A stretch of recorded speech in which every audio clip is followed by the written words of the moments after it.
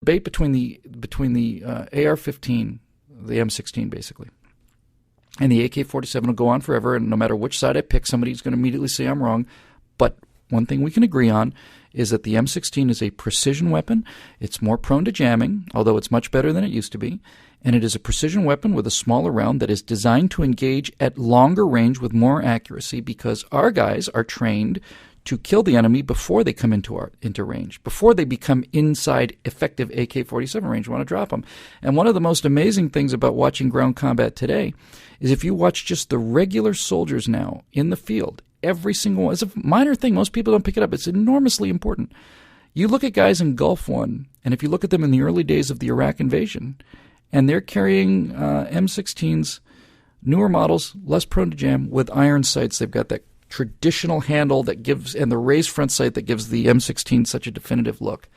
But they're looking down the barrel of what's called iron sights, because it's just two pieces of iron, and just like the bad guys have with their AK-47, we light up the two pieces of iron, and our rifle's a little more accurate than theirs are. But you look at our guys going into combat today, and virtually every one of them has got optics. Even the optics on the machine guns on the M60s and the saws have optics. They've got red dot optics. They've got 3-power magnifiers. Why is that important?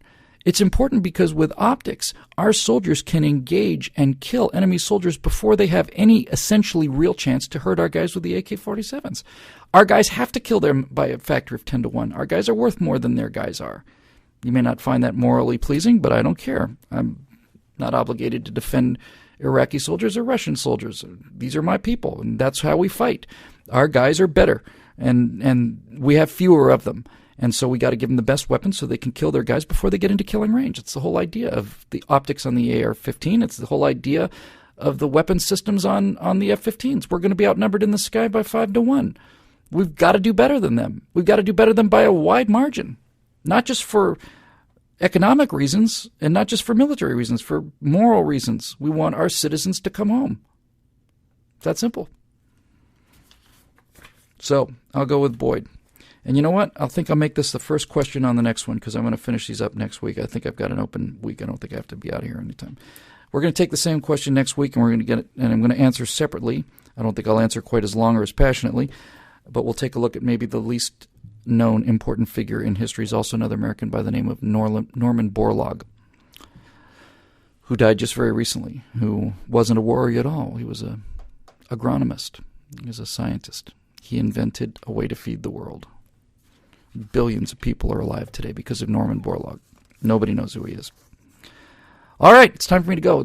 I'm running a little bit late. It's 10 after 8, and you have just had 2 hours, 16 minutes, and 27 seconds of the Stratosphere Lounge, episode 64.